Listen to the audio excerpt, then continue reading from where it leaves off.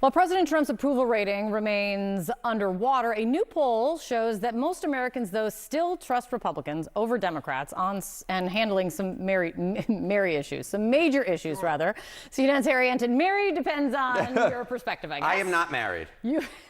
I said marry as in happy. Anyway, let's talk about this. What are you seeing? Yeah, what are we seeing? You know, Donald Trump being underwater, Democrats saying, oh, this guarantees us we're going to fly high in the midterms. Let me tell you, this guarantees you nothing, because at this particular point, the Democrats are the New Orleans Saints of political parties. What are we talking about? Trust the Dems or GOP more on the economy? Who leads on the economy? Republicans by 7. Immigration, Republicans by 13. How about crime, a big issue for Donald Trump and the Republicans? Look at that, lead by 22 points. So the bottom line is this: at this particular point, the ball may be on the ground, but the Democrats have not picked up the ball and running with it. If anything, at this particular point, it's the Republicans who are running with the ball on the top issues: the economy, immigration, and crime.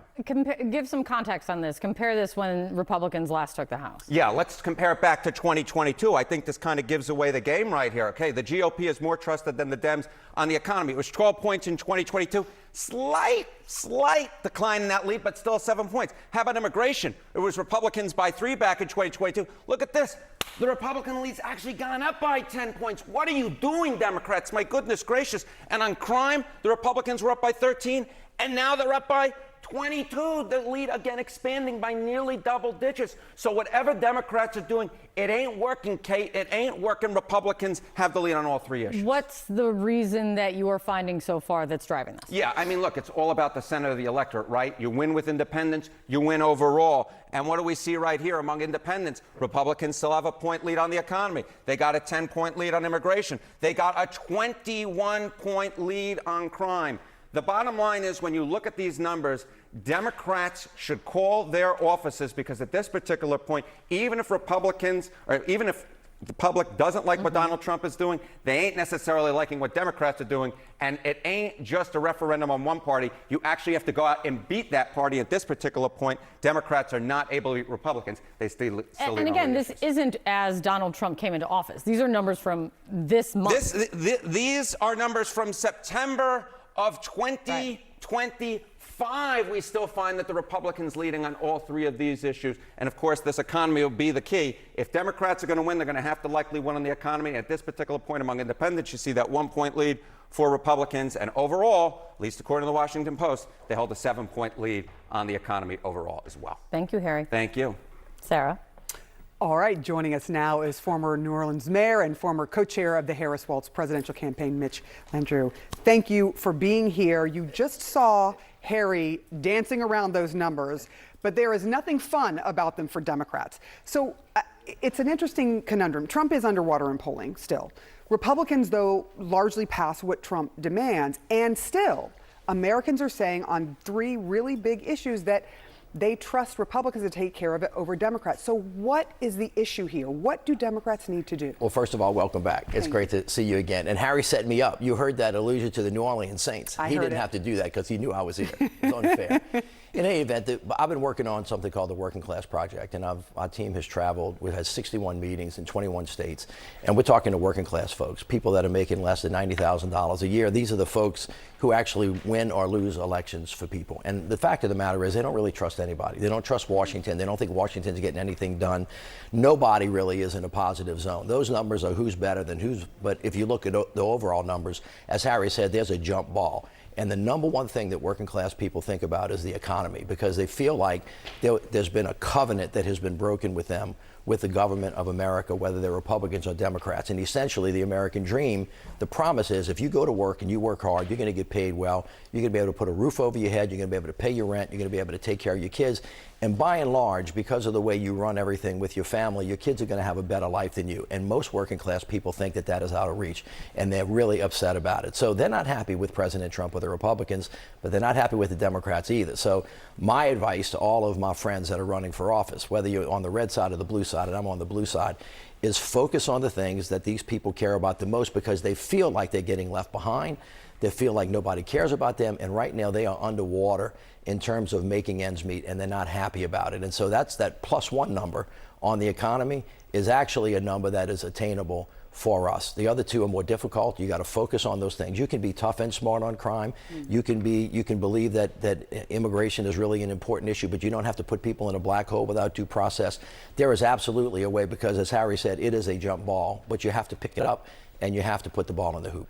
I do want to ask you about some of the things that we've been hearing from Donald Trump.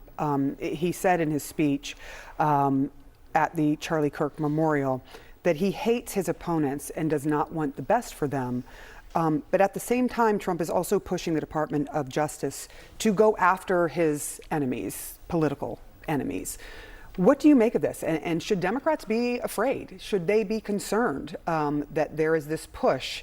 Outspoken, it's not in the shadows, he's saying it, and he wants Pam Bondi to do something about it. Well, first of all, the assassination of Charlie Kirk was awful and unacceptable under any terms. There should be no political violence in the United States of America for anyone at any time for the things that they believe in. And of course, that memorial service was an opportunity for the country to start healing and coming back together. And there was a lot of prayer, there was a lot of thought about that. And actually, Charlie Kirk's wife basically said, listen, we really have got to move into a new space. Unfortunately. And she said she forgave his killer. That is very consistent with the theory of the way we ought to be treating each other, as hard as that is. But President should bring the country together. He should not be speaking in the terms that he speaks of, and everybody in America should be concerned about that, whether you're a Republican, an Independent, or a Democrat. That is really not about party. That is about who we are as Americans and whether or not we think that we can peacefully coexist in a country with 330 million people of different races, creeds, colors. It is also completely unacceptable for the President of the United States to use his power to hurt his political enemies. That is antithetical to what America is about. So the President should really tone it down. He should take this opportunity to bring the country together, because that's what works for everybody. Unless you have that space, we really even can't have a reasonable debate about the price of housing or the price of cars or the price of energy. That's the thing that people care the most about. And I think every American has reason to be very concerned about the President's decision to say he hates his enemies and he wants to hurt them. Let me lastly ask you about the prospect. There has been some reporting on Axios about the prospect of Alexandria Ocasio-Cortez potentially running for either Schumer's Senate seat or the presidential candidacy in 2028.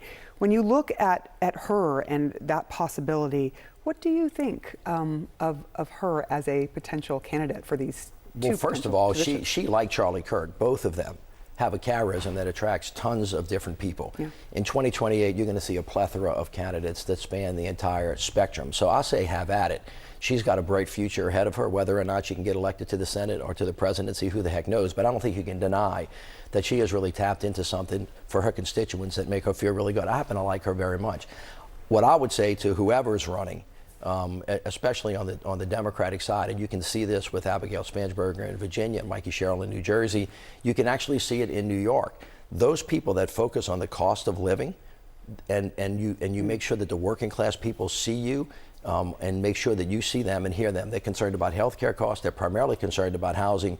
They're concerned about prices as well. So when you go to them and talk about democracy, which is a really important issue, what they say to me is, hey, Mitch, while you're saving democracy, can you save me a couple of pennies so that I can support my family and put a roof over my head? Because if I can't do that, I can't breathe, and I actually don't have time to think about it, especially working class moms who are working 2 or 3 jobs, have to go home and take care of their father. They got to take care of their grandparents. They got their kids. They are completely, on just really in a bad way right now. And they want somebody to see them and help them fix their problems. And the people who do that are going to do well. You're touching on something that we just talked about, which is the price of everything is going up. Child care, health care, right. Homes, cars. Well, remember, President Trump came into office and said, I alone can fix it. And when I get in office, I'm gonna reduce the price of gas by half within 8 months. I am gonna fix the war in Ukraine. I'm gonna fix the war in Gaza. Everything's in chaos. Everything is a mess. But as Harry just said, you can't just criticize. You got to pick up the ball. You got to put it in the hoop. And as Democrats, if we want to lead, we have to come up with answers to those problems. And if people think that we see them and trust them or focused on their issues, that's who they're going to put back in office. It's great to have you. Thank you, Mitch, for coming on this morning. Nice to see you again. And I'll talk to Harry about the dig against the Saints. I'll talk to him. Saints going to the Super Bowl. Oh, no. A prediction. Finally, we've got a good prediction. We do that every year we predict it. We're gonna rerun this to see, because I think the Rams are going. But anyway, that's just me. John, I'm sure you have a team. Yeah, they lost. Yes, 5 turnovers yesterday. I don't want to talk about that. All right, thank you very much.